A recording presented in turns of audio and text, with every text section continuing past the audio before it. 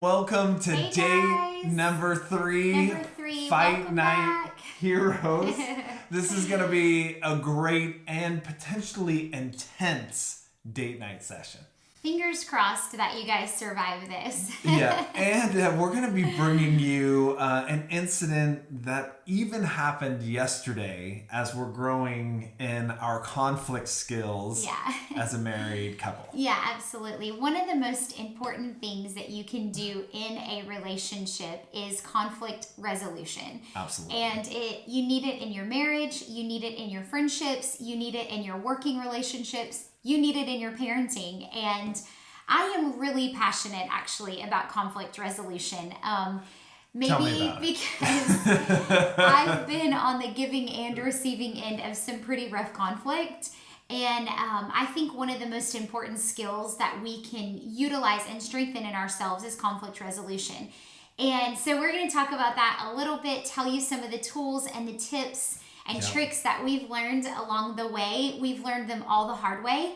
And so we're going to be kind of vulnerable with you guys as we navigate through a fight that we literally just had yesterday. Yeah, and some of the things we want to just share at the end of tonight's date will cut your fight time down 90%. Yeah, it really will. And the truth is, it's all in communication.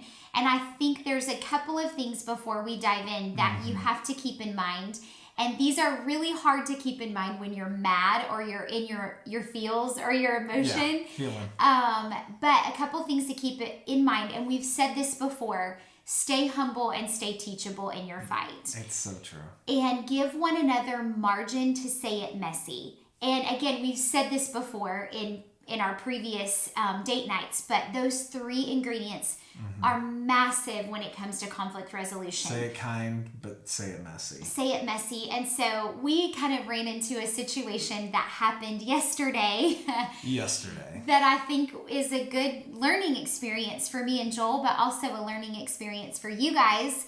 So, and it's kind of funny because it also falls in line with our different personalities and how we process information. Yeah. It's my P collided with your J. Yes. And so we had a situation happen yesterday where we were going to be taking our kids kayaking. Let me just take a long drink of coffee right here. Hold on one second. We were going to take our kids. I'm going to take advantage of the fact that you're drinking. Is what I was saying. I'm just joking, sort of. Well, you know, coffee is, it is the Christian cocaine. Stop. It's the Nazarite narcotic. So it's pepping me up for this one. Oh, my Lord, help us.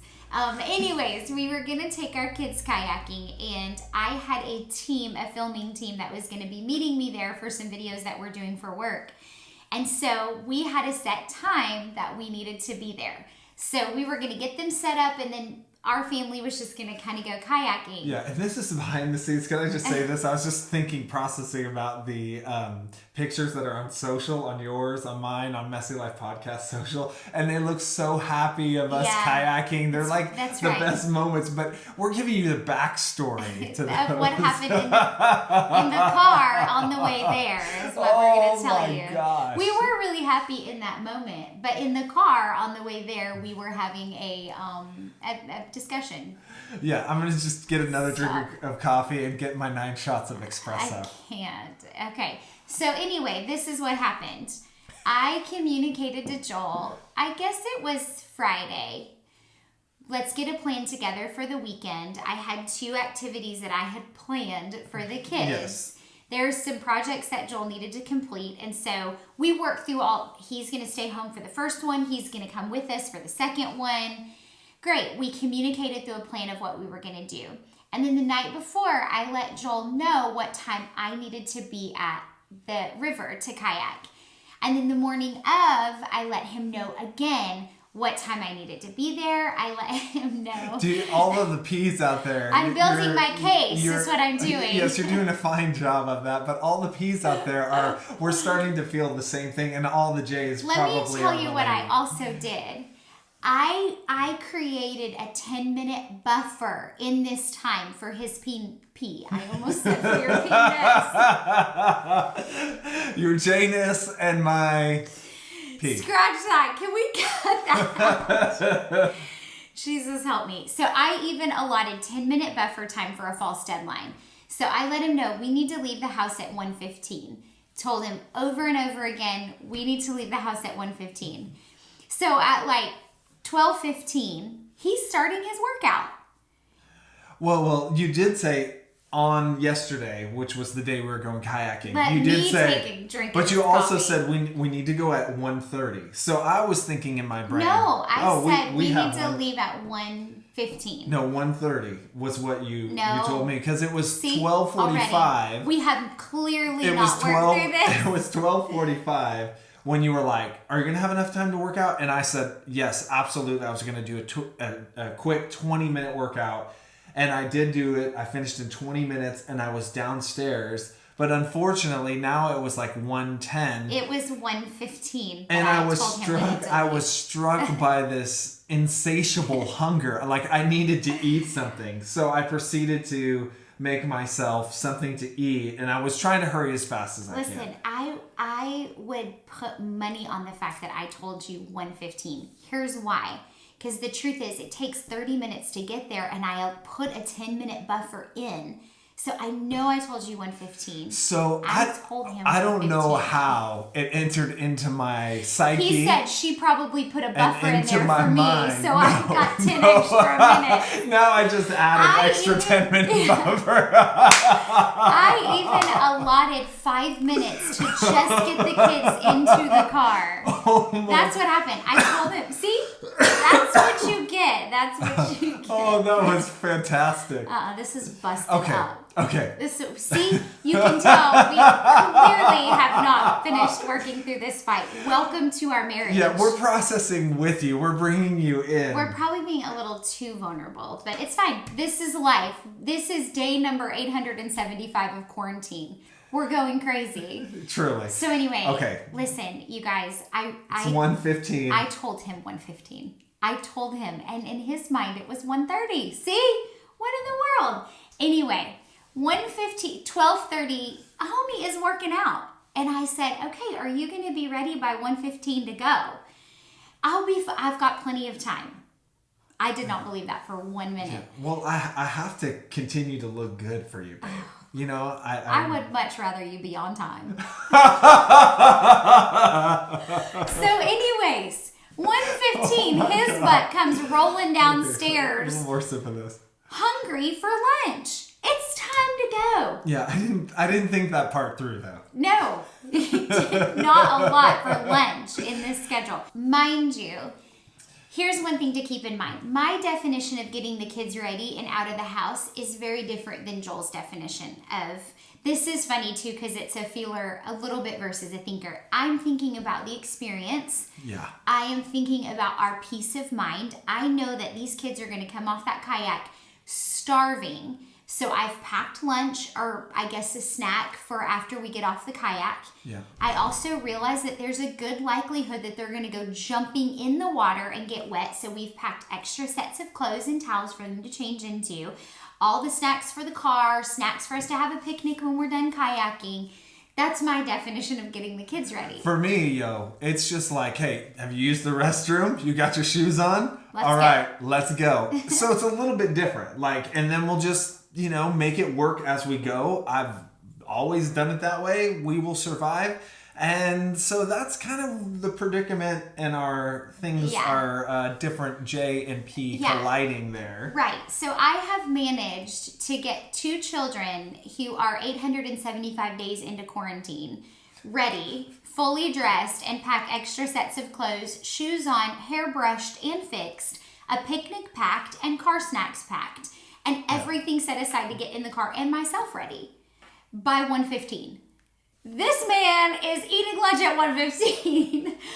So yeah, well, and I was prepared to drive and eat it in my lap on the way. So that's what I was thinking. And then he gets in the car. Do you want me to drive with a plate of food? No, I don't want you to drive. But I will say, after we were done. Okay. I know. We're still in it. I'm conceding. But after we were done, Are you conceding? No. I was so thankful to be able to hang out on the rocks, have lunch, hang out with Lincoln and Reagan, and it was so nice, and the experience was so much better.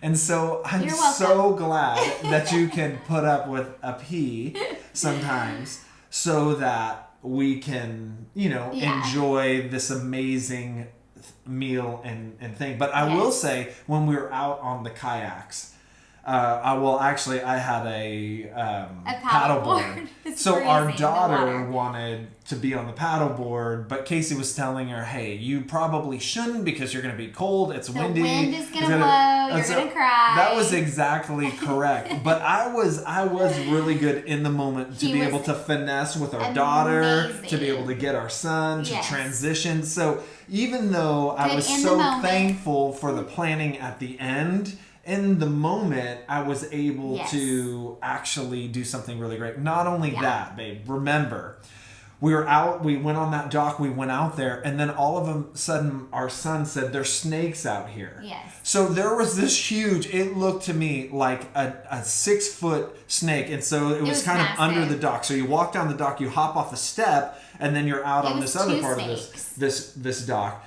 And you couldn't see it until you were coming back, and there they were. Well, in the midst of that, I scoop up our daughter in my arms. I hop over the snake. I bring our children home safely to the kayak and to the paddleboard.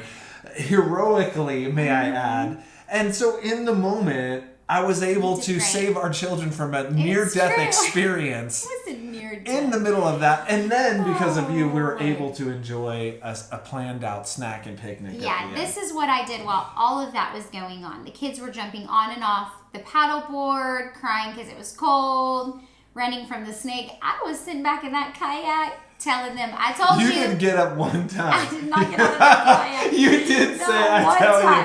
I told you this would happen. That's what I did. I sat in that kayak and I said, "Do not get mommy wet." And when Reagan was freezing cold, I said, "I told you you're going to get wet and freezing cold." But she nestled back up in the kayak, and I tried to cover her up with extra things that I brought. I think Reagan is a pea as well. Reagan is a pea. Yeah. So here's what happened in the car. We hop in the car. Mind you, I'm now 15 minutes late for a team that's meeting me there at 2. Ooh. So I'm now 15 minutes late, and would be totally fine if it was just our family going. Who cares? We're 15 minutes late. But I had people waiting on me. I had a team counting on me and waiting on me. So I was fuming on the inside. Like, I was really frustrated. And the truth is, I was frustrated at 12:30 when he was upstairs working out, because I knew, but I just had to let reality come to play so that I could be like, "I told you so." No, I'm just joking. Really, no, I'm not actually, joking. but in the car when you brought it up, you did an incredibly good job. I exercised an enormous amount of self-control. Of saying it kind, and it wasn't even that messy. It was actually well communicated. Yeah, I just said to him, I said, "Hey, I just want to process with you something that I'm working through. I am working through some frustration in regards to the situation that happened this morning." And I said, I may not be right, and my perspective may not be fully right, but I just want to let you know that this situation did frustrate me. And I told him, I said, "I communicated to you multiple times that we need to be ready and out the door by 1:15, and I have a team waiting on me at 2. And I feel frustrated that," I said, "I know it's the difference between a P and a J, and I understand that, but I do feel frustrated because I'm late because of you." And and then I mentioned, I don't know how I said it, but I mentioned something about not being available to help me get everything ready for the kids. And I was said, very kind. Very Well, first of all, I got quiet because I'm internally processing. She externally processes. So I'm processing, and she allowed me. You didn't say anything. You were just there. And boiling on the inside. You did a very good job. Thank you. And and my response to her was, "Well, babe, if you would have communicated to me, you could have helped me and communicated to me that you needed my help prior to us leaving, and I could have planned better."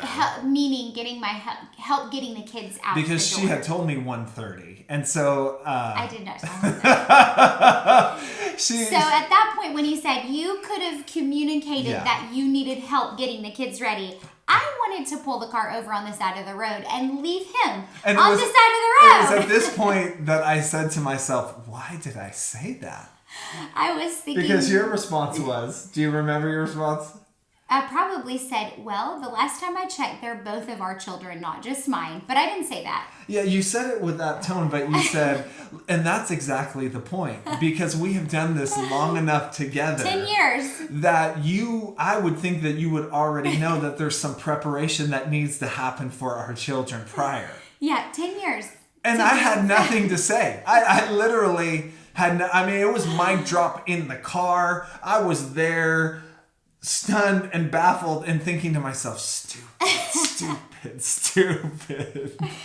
Yeah, I was like, okay. And I did say, I was like, okay, well, I had to get myself ready, Lincoln ready, Reagan ready, and everything prepared for them. And we've done this for 10 years. And I feel a little bit frustrated that you automatically assume Ooh, that was it. That it's my responsibility to get the kids ready. So you take care of yourself, and I have to take care of me and the other two kids because it's assumed that it's my role to get the kids ready to go. Yeah. And then I just... And the truth of it is that she was 100% correct. But the other of it plays into RJ and RP. Totally. And there's some gray area in our perspectives. And honestly, I did think you said 1:30 on the day. So I was thinking, oh, well, it's not 1:15. It's now 1:30. However you said it, I interpreted it through my lens and my mind heard, 1:30. I'm just saying, I thought I heard you say 1:30 and with all honesty. But... it was right. I wasn't really thinking. We've done this for 10 years, and I wasn't thinking. I was being a little bit selfish, and so in the car there was silence for a little while. Not because it was like crazy tense. We had talked a little bit. We just needed a minute. But about I was processing it, and I was thinking about it. Remember, I'm internally processing this, and I said, babe, I'm sorry. I could have done better at that. Yeah. I wasn't helping in that process, and we have done it for 10 years, and will you forgive me? So. Yeah, he handled it very well. Now, at that point, what I wanted to do was keep going, but I just was like, thank you so much. And then I let it go. Now, I needed a minute to calm down and I think I did express to him a little bit further. I did say hey, if it were just us and the kids, it wouldn't be a big deal. But this is a reflection of me, and I have people waiting on me, and I really dislike that. So it was a great opportunity to exercise self-control. And I did save our children from twin 5-foot snakes. Oh my gosh. So that's a plus. Yes, it definitely is a plus. And Joel is way better. The truth is, you're totally right. When we get out there on the water, he is way better. We had to switch from a kayak to a paddleboard because Reagan wanted to swim in the water. And, she thought she wanted to swim in the water. Yeah, exactly. And so, he's way funner and way better. And he'll jump out and go on the dock. He's just way better in the moment than me. And I just sit back and enjoy. I've planned for this. I'm good. Y'all are taken care of. You're like the architect. You're the puppet master watching your plan unfold. Yeah, and then when they're all cold and worn out, I nestle them up in my little kayak, and they were both in my kayak because they didn't want to be on the paddleboard getting wet anymore. So I had both kids in the kayak with me, and I just paddled them nice and relaxing back to the dock, but But the truth is, it's a great opportunity. There's a couple of things that you have to understand. This is where personalities are huge. Joel is not wired to be a planner. Giving him a false deadline of 1:15, even though he gave himself a built-in buffer. Yeah, the jury's still out on the 1:15, 1:30. But anyway, it's navigating personality type. And I did lead with that as I approached Joel. I said, hey, I know that this in a lot of ways is a difference in you're a P and I'm a J. And so I understand that, but I want you to know that the way this panned out frustrated me. And so it took a lot of grace, on both parts, a lot of humility on both parts, giving one another margin to share and articulate. There's been many times that I've messed up and I've been on the receiving end of Joel having to say, hey, just so you know, this frustrated me. And I have to say to myself, Casey, be humble. Casey, be teachable. Casey, be humble. Casey, be teachable. You know, and be receptive to their perspective, because we've said all throughout this, it's not about Joel winning and it's not about me winning. It's about the team winning. It's about both of us working together and navigating through conflict, where we're humble, we're teachable, and we want to hear one another's perspectives and grow together and be better together. So yeah, marriage is messy and you're going to have fights. Yeah. And it's not going to be all clean all the time. And so you're going to have fights, you're going to have conflict. And so you have to be ready to apologize. Yeah. Now, what's interesting, and most people know about love language. Yeah. There's 5 love languages, but there's also apology languages as well. And this is the tool that is going to help you cut down your fight time 90%. Yep. Because oftentimes you're speaking your own apology language to someone who's not receiving that apology language.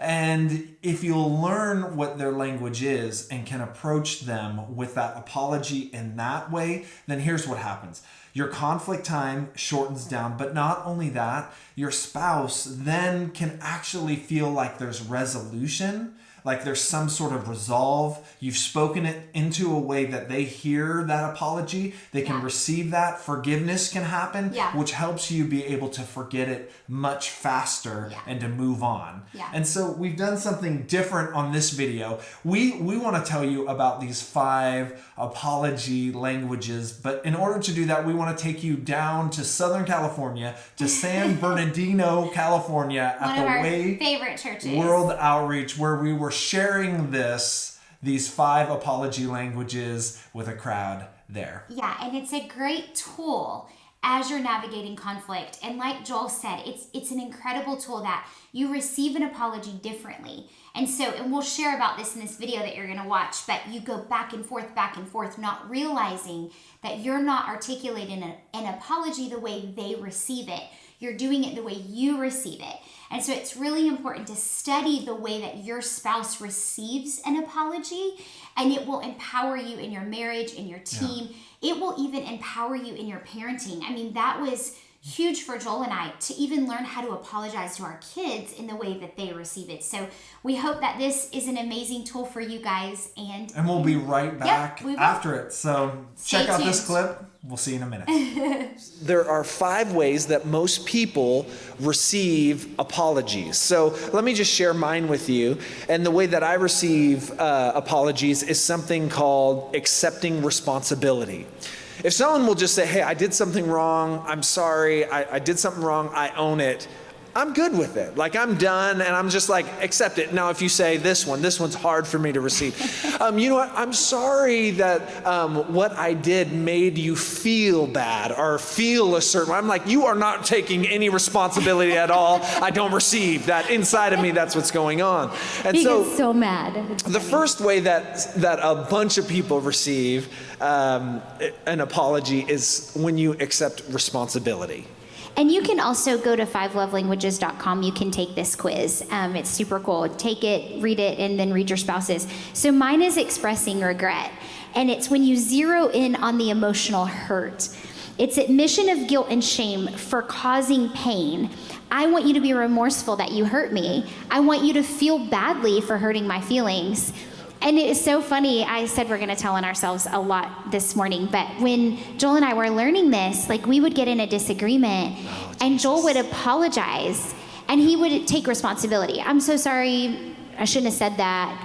And I would just repeat the way he made me feel. Okay. Oh, here's how to go. She'd be talking, and I'd be like, oh, I totally see I messed up. Okay, I'm wrong. I was wrong in that situation, and I am sorry. And she would just keep going, like with the same intensity. And then like 2 minutes, okay, well, I see that I'm wrong. Like, I'm sorry. I see that. And she would continue to go on. And this would go on, and I would stop and say, time out. Okay, I have just said that I'm wrong 5 times. I have just said I am sorry 5 times. Why are you going? It was because he wasn't like expressing regret that he hurt my feelings. And so I didn't feel like he got it. So I'd say it again and again and again. He would get so frustrated. Because I was speaking my apology language to her. I was like, oh, Yeah. I see I'm accepting responsibility, but she wanted me to say, hey, you know what? I'm so sorry that I hurt you. And if I can add a little bit more emotion to it, it's all the better, right? I'm like, I am really sorry. Yeah. And then I'm like, oh, But I totally forgive you. All is good. And then we can. Arrowhead, I am so sorry. And then I'm good. We can move on. We're good. All right. The third major way is making restitution. Let me give you an example of that. And I wish we could give you more. We're running out of time here. Please just go to our podcast, Messy Life Podcast. We have a marriage episode called Messy Marriage Conversations. It's free. Just go to any. We got in a fight over coffee. Yeah, and it's a caffeinated discussion for sure. And how we navigated through it. So go there. We got a lot of great information on this. But number 3 is make restitution. This is a good example of that. So let's say I'm late for dinner, and a person who would receive, or your spouse, if they receive apologies from making restitution, you'd say this: what can I do to make it up to you? I was late for dinner. What can I do to make it up to you? And that speaks, some of you're like, yeah, I want my spouse to say that to me. Why don't they say that? Well, maybe they don't know your language, but today this will help your conversation and healthy communication and your apologies. And number 4 is request forgiveness. It's physically and verbally requesting forgiveness. Value and recognize the need for forgiveness. So this is my son Lincoln's apology love language. So when he does something wrong, he'll always say, I'm sorry, Mom, will you forgive me? And most of the time I would respond saying, oh, it's okay, buddy. And then one day I was talking to him and he said to me, Mom, you never forgive me when I say I'm sorry. And I was thinking in my mind, well, because you don't express regret for what you did wrong. But I didn't say that to him. I did not say that to him. I'm not that terrible of a mother. But I realized in the moment, oh my gosh, like, for him, verbally saying, I forgive you is really important to him in his apology love language. So now every time Lincoln apologizes to you, he will always say, I'm sorry, will you forgive me? And then I have to respond, thank you, Lincoln, yes, I forgive you. Like I verbally have to say that to him for him to understand that I do forgive him. So his is requesting forgiveness. And the last major way that people receive apologies is genuine repentance. So you say, you know what, I see that, and that will never happen again. And that speaks to some folks in here. And so learning your spouses, and even your kids, it'll be great for that, but learning your spouses' apology language will set you up to be able to go miles further down the road, because now I can speak her language and she hears me, and she can speak mine, and we can forgive, and it helps to forget so that we can move on. Yeah, absolutely. So, thank you guys. Thanks. Okay, so we hope that you learned a ton about apology languages and that you can implement it into your conflict resolution. Yep, absolutely. So a quick reminder, you can head over to joeljohnson.org/date night. And you can download all the material that you need, especially the apology love language quiz, which is on 5lovelanguages.com. But the link is on joeljohnson.org/date night. So take that quiz, husband take it, wife take it, and then come back together and discuss your answers and the different ways that you receive an apology. And then we also have questions available for you too. So download those questions, and then after you're done taking your quiz, you can go through and answer those questions. We have gotten the best feedback on these questions. Like people telling us they went through the questions for 2 hours and just... another couple saying, oh, we were up till 1 a.m. going through these questions. Yep. So enjoy your time with the questions. Thank you guys so much for tuning in. What an incredible time this has been. It's been amazing. It's been amazing. And we hope through all of this that your marriage is stronger, that you fight better, that you communicate better, and have a better understanding of one another, and produce healthier marriages and happier families. We love you guys. Let us know if you need anything. God bless. See ya. Bye.